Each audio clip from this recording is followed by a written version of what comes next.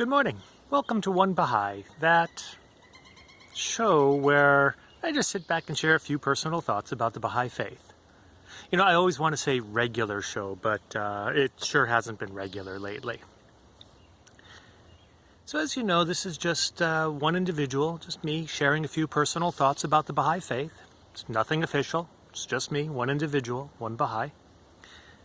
So today, I wanted to share a couple of thoughts about, well, how we present concepts and ideas and thoughts during consultation. It's just something that I've seen come up a few times recently, and I don't know, it just struck me as a fun little idea to share. Now, obviously I'm not going to be talking about, sharing with courtesy and compassion and humility and love and respect. I mean, all of that's in the writings. If you really want to get a good idea of how it is we are supposed to share, then read the consultation compilation, and especially those first few quotes from Abdul-Baha. You'll find all the virtues that we're supposed to share, or to show. No, I wanted to share more about where we get our ideas. You see, it occurs to me that there are 4 different ways in which we can share our ideas. The first is when we say, I have an idea. And when I say that, I'm going to speak about myself here. When I say, I have an idea, what I have done is I have let everybody know that it's just my own idea, as worthy or as worthless as anybody else's. They can take it or leave it. It's up to them. The second way in which I can share an idea is when I say, well, I saw in the writing somewhere, blah, blah, blah. I don't feel that this is acceptable. You see, the first one, the first method, I'm just sharing my own opinion. But in the second one, when I say, I saw this in the writing somewhere, I feel like what I would be doing is trying to intimidate people to accept the idea. It's like a pilgrim's note, actually.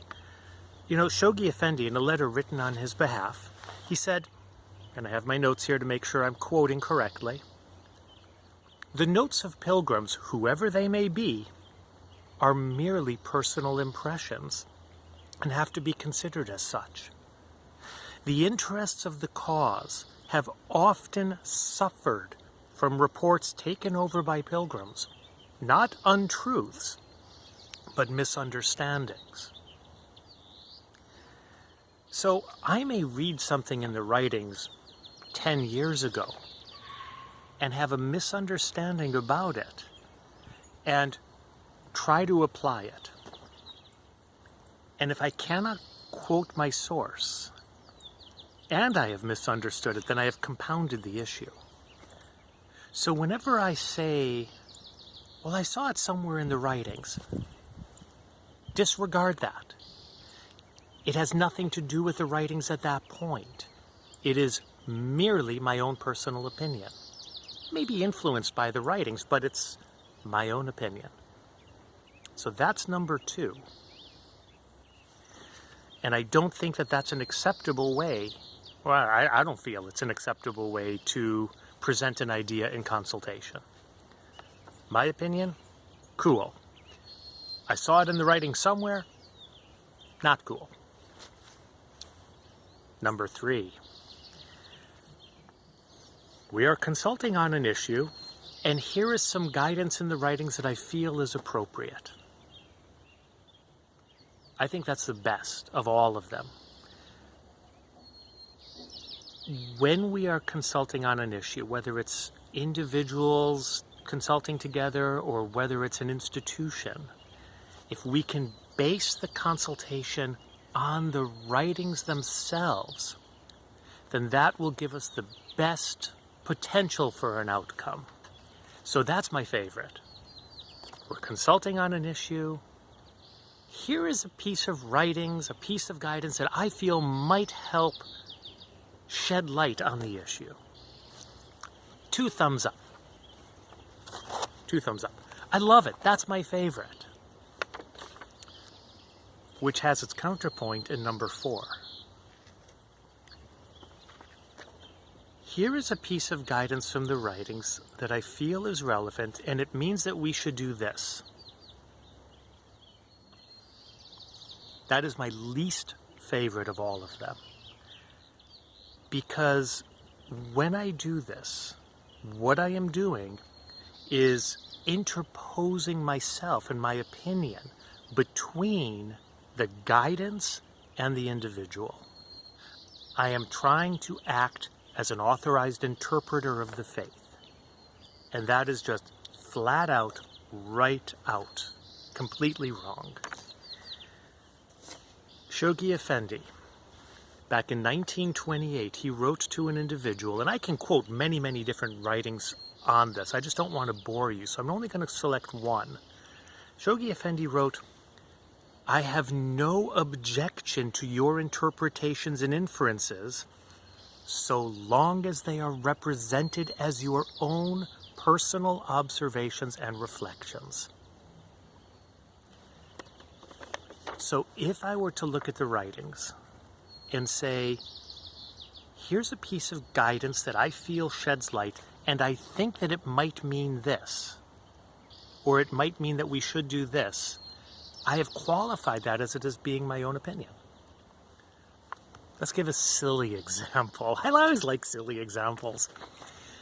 Suppose my son and I were consulting on trying to better our lives, to better our personal selves.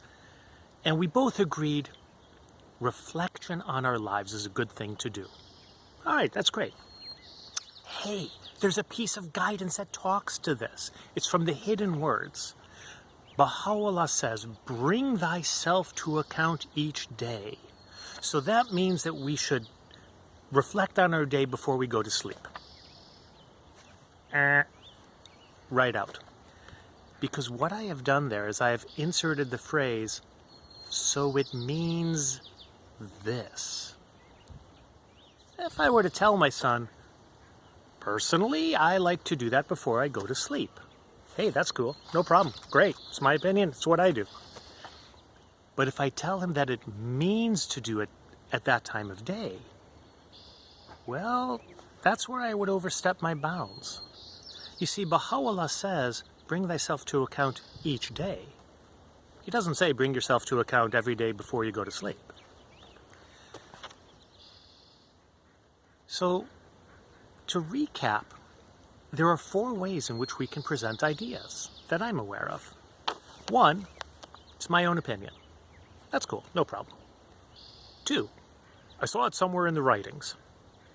Not cool.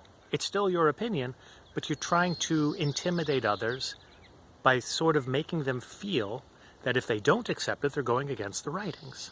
So I'm right out with that one. Number 3, here's some guidance from the writings. Super cool, love it, best of all. And number 4, here's some guidance from the writings and it means that we should do this. Absolutely the worst, right out. So I just wanted to share that because I think, from what I have seen, sometimes people accidentally, and I know I'm guilty of this, we accidentally slip into numbers 2 and 4 by mistake. And I think if we could just be more conscious of that, more aware of those nuances of how we share our ideas, I think it would make consultation a lot smoother. So, thank you very much for joining. I hope this was useful. I would love to hear any thoughts you have on this. Thank you very much, and you know the routine. If you have comments, stick them in the comments below. If you like this, it makes it more visible to other people, so hit the like. Thank you, and we'll talk again soon.